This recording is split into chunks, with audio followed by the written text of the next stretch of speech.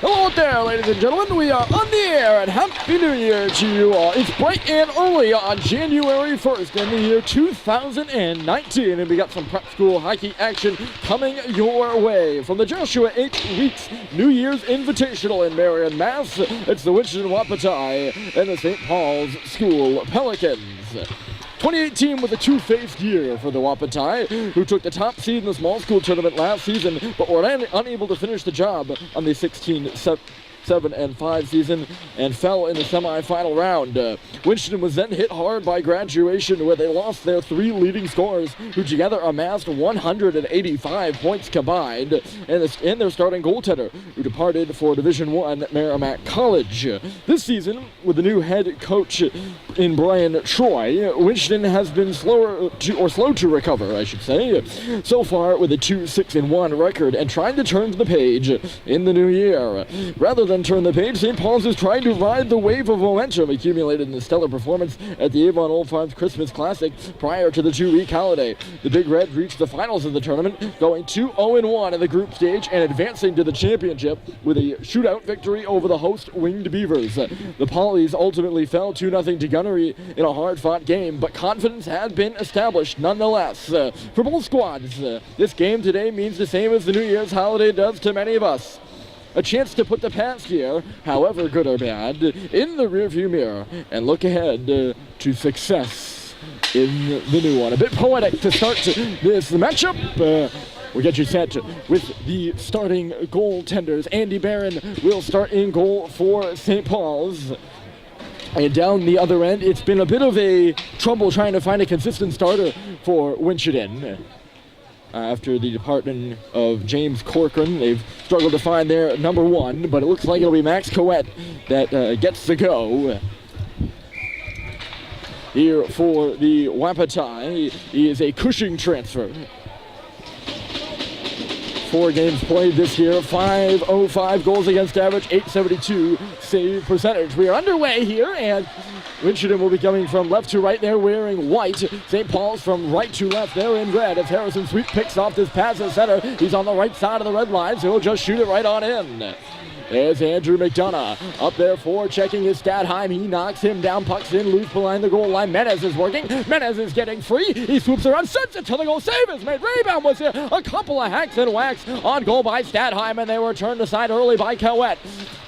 Here's Menez fighting for the puck up at the top of the face-off circle. He'll just shoot it across the ice. Swing and a miss over here by McDonough.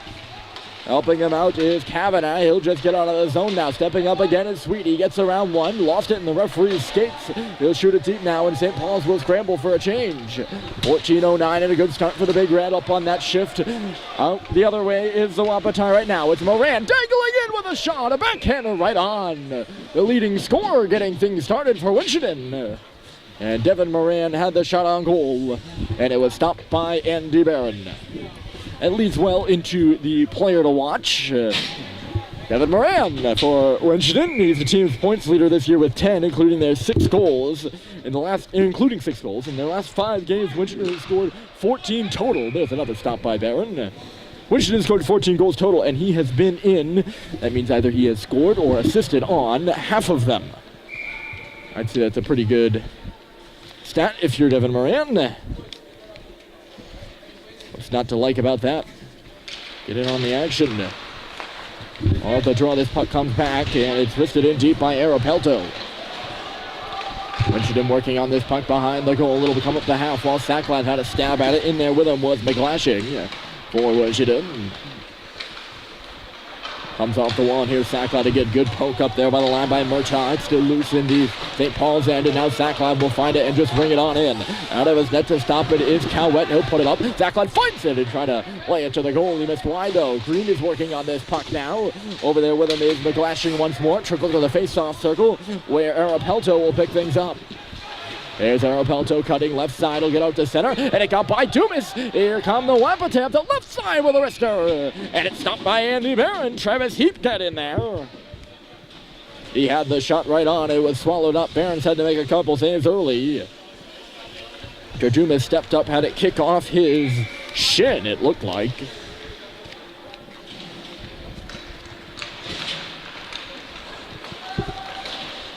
Off the face-off, Guillaume Deere will just knock things out for St. Paul a little bit further here. Maybe for Bussy, but he would have been offside.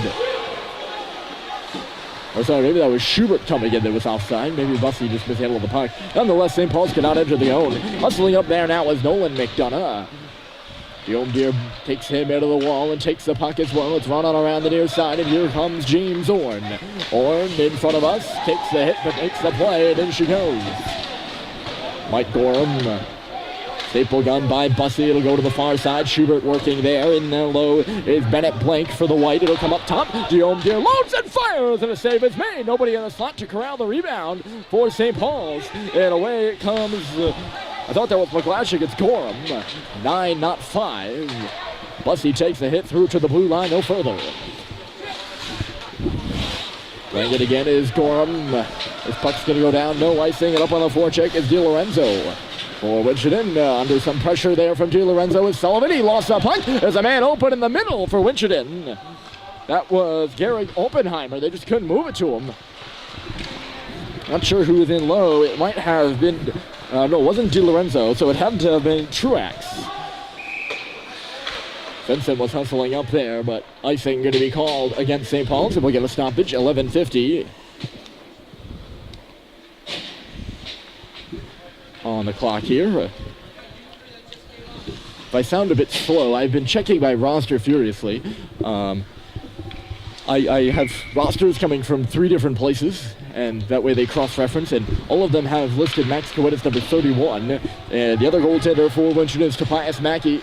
I believe I'm saying that right. I'm not quite sure, though. And they have him listed as number 1, and the goaltender in net is number 30. The other goalie on the team is Charles Drollett for Winchendon. Here's a pass up the right side, kicks off the stick of Casey O'Brien and out of play. So it's either Max Coet, and his number is closest there, so I'm going to go with him. He started the past 2 games, I believe, for Winchendon. Coet did. So I'm just going to say that's Max, but if it's not, I apologize. I always like to take the blame, but I don't think this one's my fault. This pass from Macklin, he missed Sacklad, who was the intended target up the right side, and St. Paul's is called for icing. Once again. It's either the mystery goalie or it is Coet. So, if it's not, I apologize. I apologize to Max and all the Winchendon folks. Take the blame if necessary. Ty Green versus Matt Aleto in the face-off dot right now, and Aleto won it clean, straight back. Give and go, and here's a shot from the blue line. Just a little flipper from Chris Salvago. I know the name, but I'm not sure I'm pronouncing correctly. I apologize to Chris if I'm not, and his family. It's your first game back from break, and you take 2 weeks off, and just like the players, need a couple minutes to get back into things. Back to the line again, under pressure from Sacklad. There is McDonough. It'll go in on Barron again. Winchendon just ripping everything towards the net and trying to make Andy Barron make save. That's something he does well, by the way. Make saves, the Colby College commit. And assistant captain and senior goaltender Andy Barron for St. Paul's. He was stellar at the Christmas Classic. Green won that draw, but lost it quickly. Winchendon on the puck here along the wall, and moving with it is Aleto. He dropped it back, but it missed Ben McGlashing in the corner.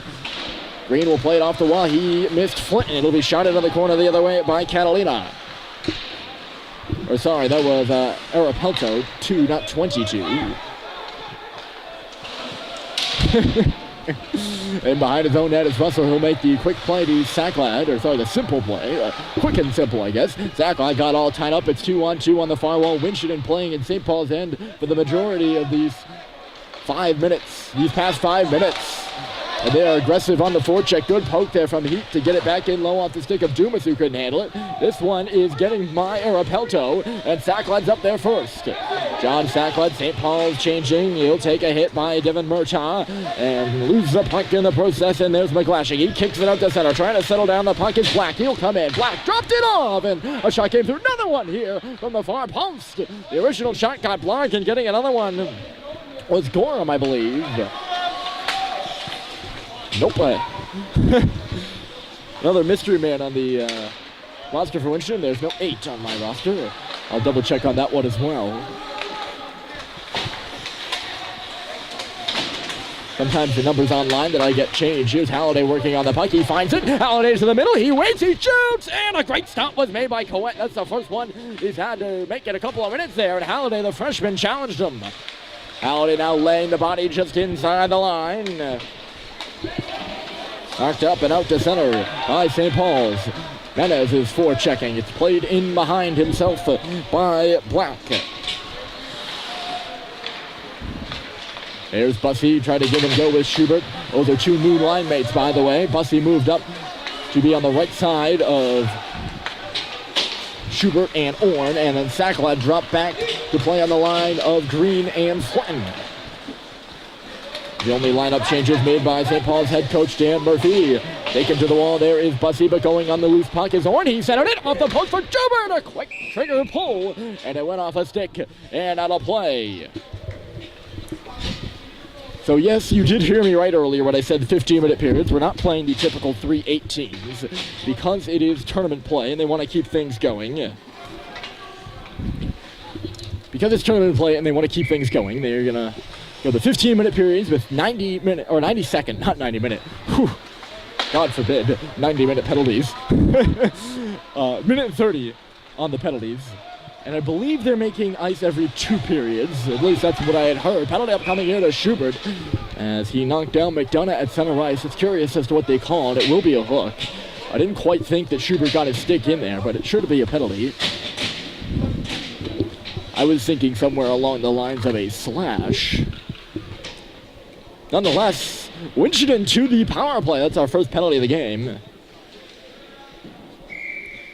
And at center ice, it was Schubert who lands himself in the sin bin for 90 seconds. Fitting demonstration of what we were talking about earlier with the timing. And right off the puck, or right on the puck is McDonough. He gives it off, sent across, and unable to get the stick on it was Devin Moran.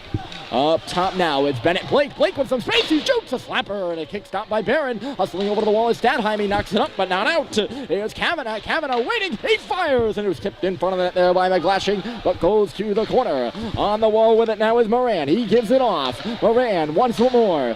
Face-off circle. Simpson knocked it away from him. He's now going to the ice with Moran as they battle away. Moran lost his stick, but kicked it in there for McGlashing. Simpson finds it and gets it out to center. He gets it actually in behind Blake. He's hustling up there now on the forecheck. Good job by Simpson to not take a penalty there. He'll go to the bench. A successful penalty-killing shift for him. Up ice now is Bennett Blake. He dropped it off, getting a stick on it there was Stadheim. He's still on the ice. He was on with Simpson earlier, but he remains on here, killing the penalty. This pass misses Andrew McDonough and comes out to center. McGlashing recovering, nice pass out at center, and here goes Kavanagh into the zone. Trying to work around Harrison Sweet, who takes him to the wall. Coming in to help out is Moran. Winchendon comes through the puck, loose in the slot is Blake. He shoots, missing it wide off the boards though. Taking a stab at it, but he had his stick tied up. That was Ben McGlashing. 7 seconds to go in the Schubert minor. And he's out of the box now, so St. Paul's kills the 90 seconds. There's another shot wide, comes off the board in front, and the shot is missed wide by Kavanagh. That was a set play, I think. And they shot it wide in the rebound. They might have been looking for that the entire power play. There's a late trailer here coming out of the play. It was Aledo. They're trying to give him the puck. Pass got deflected all the way back into the Winchendon end, though. Winchendon controlling most of the play here as we've reached inside the halfway mark, I believe. I don't really want to do the math because school starts on Friday. But we are inside the halfway mark, and Winchendon so far controlling things. They're in the offensive zone once more. I'm going to take a shot, but I think only 3 shots on net by St. Paul's to this point in the game. That's Aledo. He's being watched there by Ty Green as they maneuver around the referee. Aledo lost it, and the Wapiti are forced to regroup at center. This puck bouncing in on Barron, and he's taking no chances. We'll just cover it up and get a whistle. If you're wondering what a Wapiti is, you're probably not alone. It's a type of stag, I believe, or a name for a stag. It's a Winchendon mascot. One of the more creative, certainly one of the more individual mascots in all of Prep School. Winchendon keeps missing the net wide. This one goes up and off the glass. Flinton now. He played it up and ahead for Sacklad. Just missed him though. Back on the puck is Suave. Oh. I could have just stopped saying it because I know I'm saying it wrong. Sacklad knocked it away from him, but he didn't know he did it. Winchendon taking their time here, moving up ice. Coming to forecheck now is John Sacklad. Ty Green. Dumas took his man down to the ice.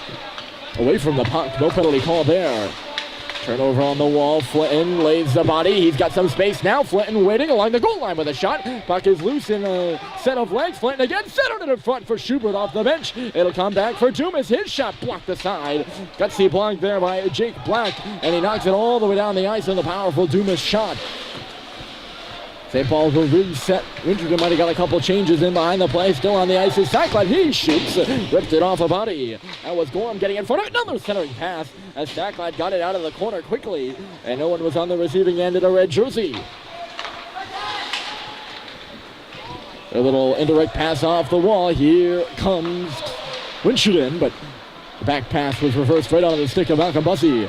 Here's James Owen up and ahead. He'll shoot it in, forcing Coet to make a save and kicking it to the corner, or he kicked it to the corner. Got to use the proper tenses at all times. Can't change from past to present tense in one sentence, I believe. I think that's a general rule in grammar. And again, I would know. Knocking his man down is Bussey, and shooting after the whistle was Schubert. I'm curious to see what this penalty is. I think they're going to call a high hit on Malcolm Bussey. I thought it was a good, clean play on the puck carrier. He knocked the puck away and almost created a chance for Schubert had the play not been blown dead. And they are going to call Bussey for a high hit. So he'll take a seat for 90 seconds. I think that's an interesting call. One, I'm not going to dispute. I mean, I never really I'm supposed to dispute calls on camera. And the nice pass across, backdoor feed, and a swing and a miss by Kavanaugh. That was a great chance for Winchendon to get on the board first. This is their second opportunity on the power play. So far, 0 for 1. I get to the penalty in a minute. I'll finish my sentence. Here's Blake feeding it across. Winchendon closing in now, but unable to handle the puck again is Kavanaugh.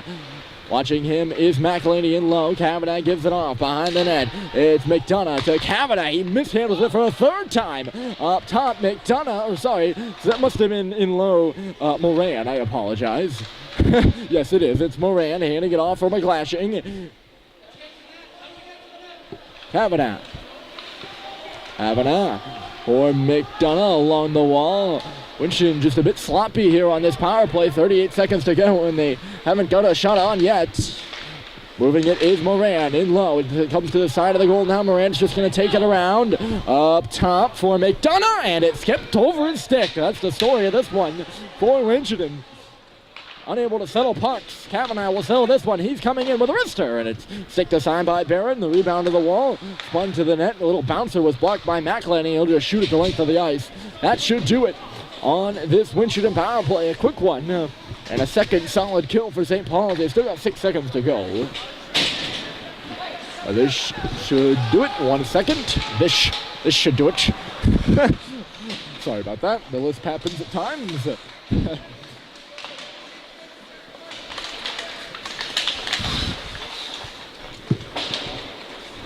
There's Flinton who bangs it off the wall and in. Back to 5-a-side. I thought that, from the one look I saw, I didn't think Bussey got it up high on the penalty there. But I'll have to go back and see. That's one that you can't really make judgment on while it's occurring. Because it just happened so quickly. That's what I was going to say, by the way, 90 seconds ago. Probably a bit more than that now. There's Sacklad with a chance to get it out. He got it around a pair of legs. The defender was pinching in and just cleared the zone. Still loose in neutral territory. Green finding it off the glass. He'll come in.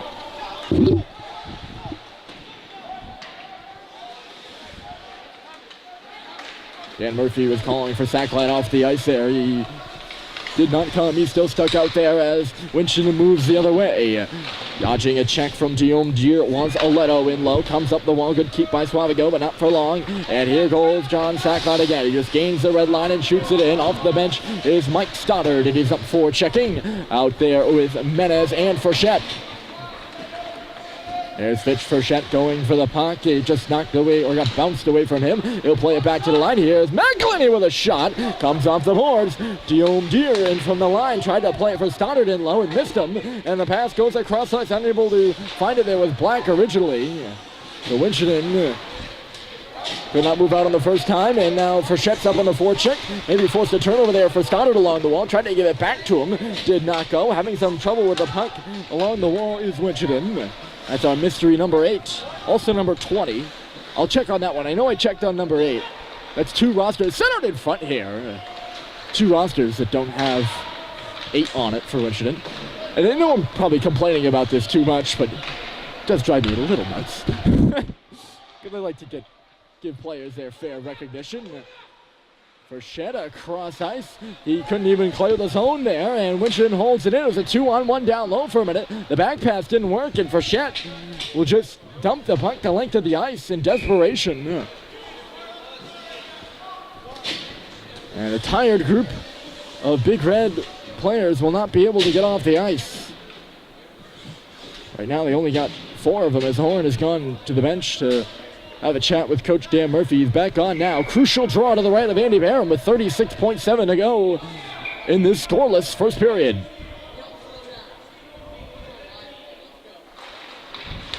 And Menace won the draw. He just chipped it in low. No one was there, though, for St. Paul's. So Moran's on the puck. Moran on the goal line. The pass is centered right onto the stick of Menace. And now St. Paul's will be able to get their change. As here comes Julian Menace, but it was knocked off his stick by McDonough. That'll get a rouse from the Winchendon bench as it's knocked in behind Russell. Hustling on the puck is Casey O'Brien. He picks it up on the wall, makes the pass. O'Brien goes to the goal. It's loose in front for Moran now. Stopped by Barron. The puck is underneath him. And play is halted with 7.4 remaining on the clock. Fitz Frechette got stuck out there for a while, and then Bryson Russell made the turnover on the blue line.